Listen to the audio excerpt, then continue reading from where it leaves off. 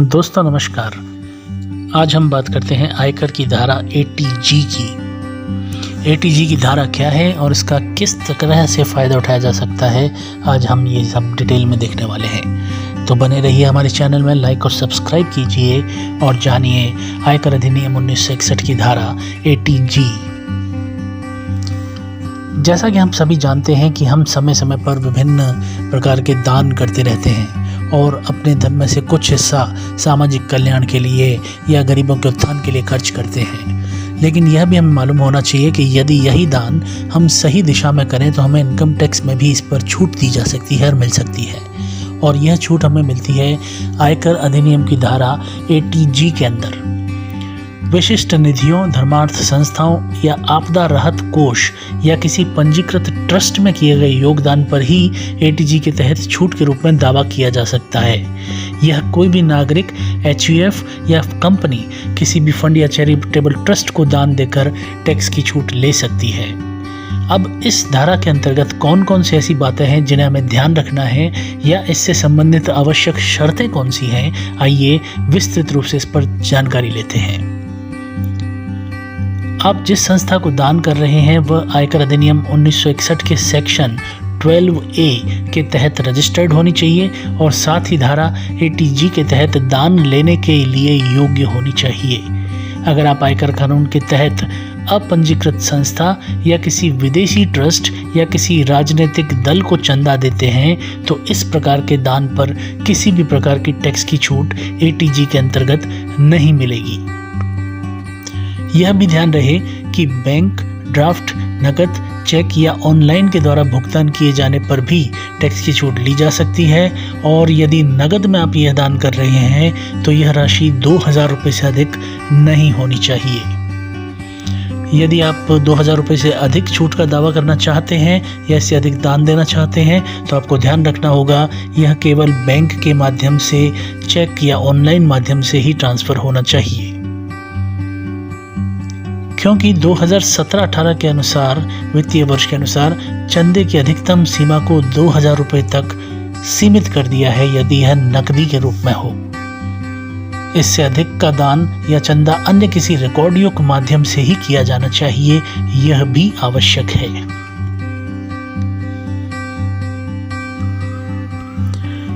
एक बात और ध्यान देने योग्य है कि यदि किसी भी प्रकार की सामग्री, भोजन, दवाएं, कपड़े या अन्य रूप के तहत किया गया दान आयकर अधिनियम 1961 के अंतर्गत धारा ATG के तहत कटौती के लिए पात्र नहीं होगा। धारा ATG के तहत टैक्स का छूट की फायदा उठाने के लिए आपके पास संस्था की ओर से दी गई दान की रसीद या दान का वैध प्रमाण पत्र होना आवश्यक है। डिजिटल भुगतान से किए गए दान पर रसीद के बिना भी छूट ली जा सकती है या संस्था जो रसीद दे रही है उस पर उस संस्था का पूरा नाम, पता, रसीद नंबर, दान दी गई राशि का विवरण अंकों में और शब्दों में, प्राप्तकर्ता के हस्ताक्षर और संस्था का ATG के तहत पंजीयन प्रमाण पत्र क्रमांक आदि का विवरण होना आवश्यक है। यह उस पर अंकित होना चाहिए, इस बात का हमें ध्यान रखना है। धारा ATG के तहत कटौती का दावा करने के लिए आपको रिटर्न दाखिल करते समय कुछ विवरणों का उल्लेख करना होता है, जैसे दानदाता का नाम, पता, अंशदान की राशि, अंशदान प्राप्त करने वाली संस्था या कोष का नाम, उनका पता, उनका पैन नंबर और ATG के अंतर्गत पंजीयन क्रमांक संख्या आदि का विवरण। ATG में निर्दिष्ट दान प्रदान किए गए प्रावधानों के अनुसार 100% या 50% कटौती के लिए पात्र हैं। आयकर अधिनियम की धारा ATG के अंतर्गत छूट की श्रेणियां निम्न प्रकार हैं। इस अधिनियम के अनुसार ATG के अंतर्गत 2 अलग अलग श्रेणियों में दान को वर्गीकृत किया गया है। पहली श्रेणी, जिसमें बिना किसी अधिकतम सीमा के 100% या 50% दान की कर की छूट की सीमा पर हम दावा कर सकते हैं। और द्वितीय श्रेणी के अंतर्गत आप अधिकतम सकल वेतन के 10% तक ही 100% या 50% तक दान की राशि पर छूट प्राप्त कर सकते हैं। यह कैसे होगा, आइए विस्तृत रूप से समझते हैं।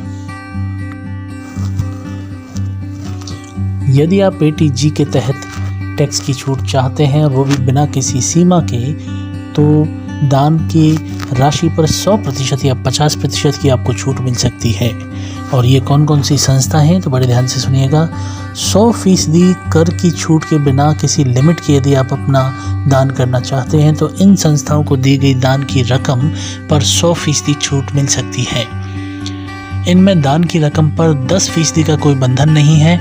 इनके उदाहरण है प्रधानमंत्री राष्ट्रीय राहत कोष, प्रधानमंत्री केयर्स फंड, राष्ट्रीय रक्षा कोष, राष्ट्रीय बाल कोष, राष्ट्रीय या राज्य स्तरीय रक्तदान ब्लड ट्रांसफ्यूजन समिति, मुख्यमंत्री आपदा राहत कोष, मुख्यमंत्री कोविड-19 राहत कोष, जिला साक्षरता समिति, राष्ट्रीय महत्व की मान्यता प्राप्त यूनिवर्सिटीज, शिक्षण संस्थाएं, राष्ट्रीय खेल कूद प्राधिकरण, स्वच्छ भारत कोष एवं Swachh Ganga Nidhi, army air force central welfare fund आदि ऐसी संस्थाएं हैं जिनमें आपको 100% बिना किसी लिमिट के टैक्स की छूट मिल सकती है। अर्थात आप जितना दान इन संस्थाओं को करते हैं वो सभी आपके लिए टैक्स फ्री होगा। वहीं दूसरी तरफ कुछ संस्थाएं ऐसी भी हैं जिनको दी गई दान की राशि 50% तक आपको टैक्स फ्री मिलती है और उसमें भी किसी प्रकार की कोई लिमिट नहीं है। अर्थात आप जितना दान देंगे उस अमाउंट का 50% यानी 50% आपको टैक्स की छूट के रूप में प्राप्त हो जाएगा। इन श्रेणी पर दान की गई संस्थाओं में 50% कर छूट अनुज्ञेय है। इसमें दान की रकम का 10% का बंधन नहीं है, जैसे प्रधानमंत्री सूखा राहत कोष, जवाहरलाल नेहरू या इंदिरा गांधी स्मृति निधि, राजीव गांधी फाउंडेशन और ATG के तहत पंजीकृत राष्ट्रीय चैरिटेबल संस्थाएं और ज्ञान संकल्प पोर्टल आदि।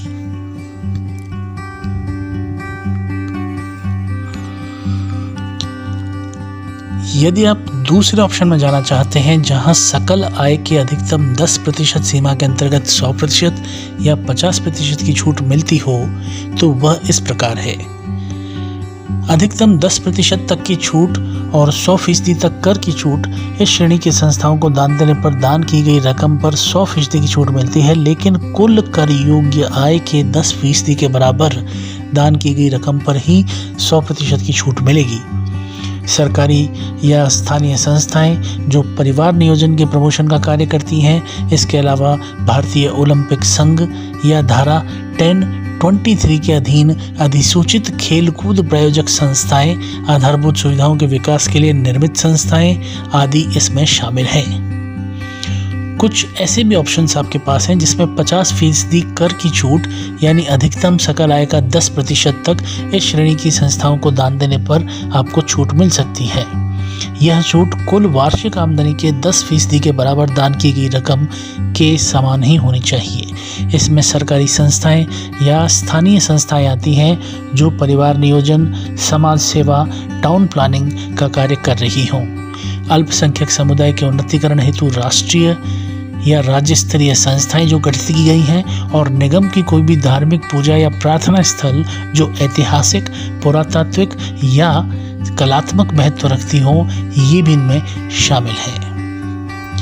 यह ध्यान देने योग्य बात है कि आयकर अधिनियम की धारा 80G के अंतर्गत चैरिटेबल संस्थाओं को दान दिए गए अमाउंट पर छूट देने के लिए आहरण एवं वितरण अधिकारी सक्षम नहीं है। करदाता को इस दान को अपनी रिटर्न फाइल करने पर स्वयं कर छूट हेतु क्लेम करना होगा, लेकिन जहां किसी कर्मचारी ने अपने वेतन से दान का भुगतान किया है और नियोक्ता द्वारा स्वयं उसके वेतन में से राशि काट ली गई है तो नियोक्ता ATG के तहत दावा कर सकता है। इसे फॉर्म नंबर 16 में अंकित करना होगा। तो आशा है आपको यह सूचना अच्छी लगी होगी और आप भी ATG में अपने टैक्स का बेनिफिट प्राप्त कर पाएंगे। धन्यवाद।